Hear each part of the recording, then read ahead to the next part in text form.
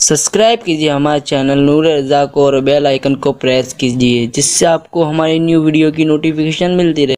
रसूल आज़म सल्लल्लाहु अलैहि वसल्लम फरमाते हैं कि बच्चा पैदा हो तो सबसे पहले उसका अच्छा नाम रखो, उसका अच्छा नाम रखो। आज अच्छा नाम नहीं सोचते, तवज्जो चाहूंगा लफ्ज पर। आज अच्छे नाम की तलाश नहीं, नए नाम की तलाश है। हजरत कोई नया नाम बताएं, हुजूर फरमाते अच्छा नाम रखो, और हम तलाश कर रहे नए नाम, मंकी, पिंकी, डोंकी, बस ये सारे नाम। मुझे याद है मरहूम हजरत मौलाना अब्दुल कादिर खत्री साहब रहमतुल्लाह ताला अलैह बड़े इस्लाही मौजू पर खिताब करने वाले बुजुर्ग थे। उनके पास एक शख्स पहुंचा और पहुंचने के बाद अर्ज करता है, हुजूर मेरे घर बेटा पैदा हुआ, कोई अच्छा सा नाम बताएं। आपने उन्हें बताया, अब्दुल्ला रखो, अब्दुल रहमान रखो, अब्दुल समद रखो, मोहम्मद रखो, मोहम्मद इब्राहिम रखो। इस तरीके से नाम उन्होंने बताया। हजरत ये तो सब पुराने नाम है, कोई नया नाम रखो। तो आपने कहा एक नाम बताओ जो अभी तक किसी ने अपने बच्चे का नहीं रखा। वो तो खुश हो गया, कहा इबलीस रख दो। हजरत आप कैसी बात कर रहे हैं? तो फरमाया अब तुमको नया चाहिए, हुजूर फरमाते अच्छा नाम रखो, और तुम कह रहे हो नया नाम दो। तो मैं तुमको नया नाम दे रहा हूं, कोई आज तक नहीं रखा अपने बच्चे का नाम। हमारी फिक्र इतनी खराब हो चुकी कि हमने कभी हुजूर सल्लल्लाहु अलैहि वसल्लम की फिक्र को अखज़ करके उस पर अमल करने की कोशिश नहीं की। और कुरान कहता है मा आताकुमुर रसूल फखुज़ू, जो हुजूर दे वो ले लो, और जो हुजूर दे रहे हैं हम वो नहीं ले रहे, हम वो ले रहे हैं जिससे हुजूर ने रोका है।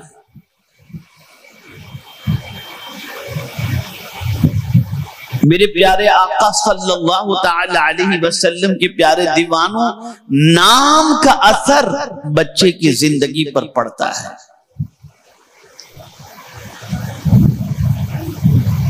नाम का फायदा बच्चे की जिंदगी और उसकी सीरत पर पड़ता है। इसीलिए आकाए करीम सल्लल्लाहु अलैहि वसल्लम ने इरशाद फरमाया, जिसने अपने बेटे का नाम मोहम्मद रखा अल्लाह ताला उसके और उसके माँ बाप को जन्नत अता फरमा देगा। और सरकार फरमाते हैं सल्लल्लाहु अलैहि वसल्लम, अपने बच्चों का नाम अंबिया के नाम पर रखो। और इसी के साथ हुजूर सल्लल्लाहु अलैहि वसल्लम ने फरमाया सबसे अच्छे नाम अब्दुल्ला, अब्दुल रहमान वगैरह है। पहला हक बच्चे का ये बनता है कि नाम रखो। और इसी के साथ हजरत इमाम आली मकाम अला जद्दिही व अलैहि सलातु व तस्लीम इस फर्श गीती पर जलवागर हुए तो खुद रहमत आलम नूर मुजस्सम सल्लल्लाहु ताला अलैहि वसल्लम ने नाम भी रखा, और साथ ही साथ एक कान में अदान और दूसरे कान में इकामत भी आपने कही। और हुजूर ने फरमाया सल्लल्लाहु अलैहि वसल्लम, जब किसी मुसलमान के घर बच्चा पैदा हो और उस बच्चे के कान में अदान और इकामत कही जाए, वो मिर्गी के मर से महफूज रहेगा। ये हुजूर का फरमान सल्लल्लाहु उम्मुस सिबियान के बारे में फरमाया। और यहां एक नुक्ता मैं आपके सामने अर्ज करूं, ये क्यों नहीं कहा कि बच्चा पैदा हो तो उसको पहले कुरान दिखाओ? ये क्यों नहीं फरमाया कि बच्चा पैदा हो तो उसको पहले मस्जिद दिखाओ, पहले कान में अजान कहो? ये क्यों फरमाया? और कुरान को भी जब हम देखते हैं तो तरतीब यही मिलती है, बसारत का तस्करा पहले नहीं, समाअत का तस्करा पहले। इन्ना सम्अ वल बसर वल फुआद कुल्लु उलाइका काना अन्हु मसूला वजअलनाहु समीअन बसीरा। यहां भी समाअत पहले, बसारत बाद में। वजह सबसे बड़ी ये है कि बच्चे की आंख बाद में खुलती है और देखता बाद में है, सुनने की ताकत अल्लाह उसको पहले अता फरमा देता। यही वजह है कि गौसे पाक मां के पेट में रहकर کر 17 پارے سنے تھے، قرآن دیکھا نہیں تھا، پیدا ہوئے تو 17 پارے کے حافظ بن کر کے پیدا ہو. یہ ہے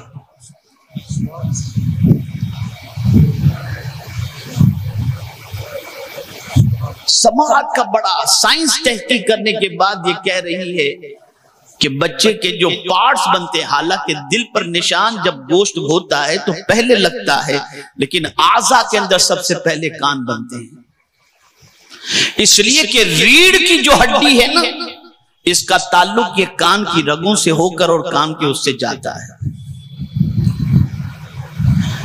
تو اے رسول اعظم صلی اللہ تعالی علیہ وسلم کے دیوانوں، اذان ان کے کان میں پہلے پہنچاؤ اور اس کو بتاؤ کوئی بڑا نہیں، اللہ اکبر، اللہ سب سے بڑا ہے،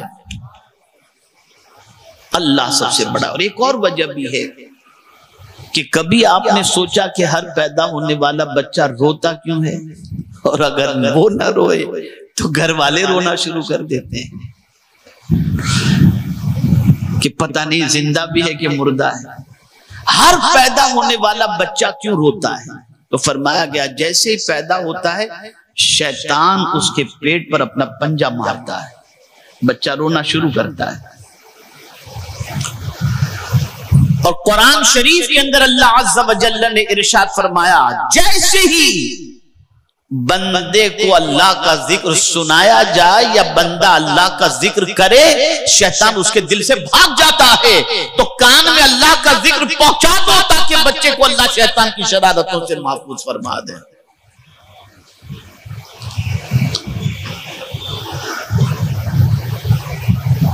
اذان پہلے کان میں پہنچاؤ. اور مجھے خوشی ہے الحمدللہ، آپ دیکھتے ہوں گے بے نمازی مسلمان ہو، ماڈرن مسلمان ہو، عیاش مسلمان ہو، آوارہ مسلمان ہو، بد کردار مسلمان ہو، مسجد میں نہ جانے والا مسلمان ہو، شراب پینے والا مسلمان ہو، لیکن جب اس کے گھر بچہ پیدا ہوتا ہے تو اس چیز کی فکر رہتی ہے جلدی سے کسی مؤذن کو بلاؤ، کسی مولانا کو بلاؤ تاکہ میرے بچے کے کان میں پہلے اذان کہہ دیں.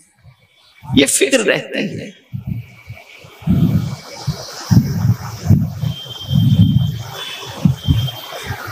اور یہی ذکر ہے جب بچہ بڑا ہوتا ہے تو مال اور اولاد کی محبت ہی اس کے ماں باپ کو اللہ کے ذکر سے روک دیتی ہے. قرآن کہتا ہے لا تلکم اموالکم ولا اولادکم عن ذکر اللہ. یہ ماں باپ جن کو پروردگار جل جلالہ نے اپنے بچوں کے کان کے اندر اللہ کا ذکر پہنچانے کا حکم دیا، جب یہی ماں باپ اللہ کے ذکر سے غافل ہو جاتے ہیں تو کبھی کبھی یہ ہوتا ہے کہ ان کا مال اور ان کی اولاد ان کو ہلاک کر دیتی ہے اور وہ اللہ کے ذکر سے غفلت کا مظاہرہ کرتے ہیں. یاد رکھیں میرے پیارے آقا صلی اللہ تعالی علیہ وسلم کے پیارے دیوانوں، ابتدائے آفرینش سے اس کے کان میں اذان کی آواز پہنچا کر اس کے دل و دماغ میں یہ بات بٹھائی جا رہی ہے کہ اے میرے بندے، اے میرے بندے، تو اللہ عز و جل کے ذکر کا عادی بن جا، سننے کا عادی بن جا. اب تجھے وہ باتیں نہیں سننی ہیں جو باتیں تجھے تباہ کر دیں، اب تجھے وہ سننا ہے جو تیرے ماں باپ نے تیرے کان میں یا جس نے تیرے کان میں میرا ذکر پہنچا دیا. اب بچہ کیا سنتا ہے؟ بھول گیا وہ اپنے بچپنے کو. اب کیا سنتا ہے بچہ؟ ہمارے نوجوان کیا سنتے ہیں؟ کان میں لگا کر نکلتے ہیں نا راستے میں، گاڑیوں میں ہوتے کیا سنتے ہیں؟ اللہ ماشاءاللہ سب پتہ نہیں کیا سنتے، میں تو کچھ نہیں کہہ سکتا.